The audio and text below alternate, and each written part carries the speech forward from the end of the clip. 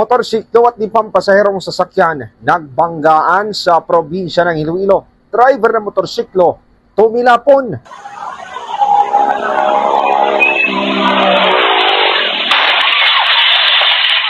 Sumalpok at tumilapon ang driver ng motorsiklo na isang pulis na kinilala na si Kurt Stephen Casiple, 29 anyos, na nadistino sa Iloilo City Police Office matapos magpanggaan ng dipasaherong sasakyan na minamaneho ni Ray Lato Zarigaspi, 60 anyos.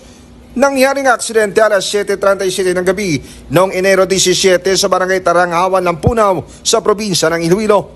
Ayon sa investigasyon ng pulisya, papunta na sana ng Iloilo City si Casiple at paliko na sana ang jeep nung nangyaring aksidente.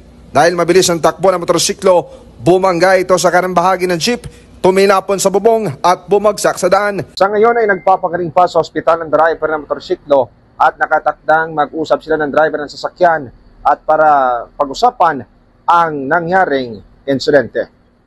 Para sa Network News mula dito sa probinsya ng Iloilo, ako naman si K5 Aaron Refoyo para sa Kampiyon na Balita, serbisyo publiko at kasiyahan sa bawat Pilipino. K5 News FM. K5 News FM. News FM.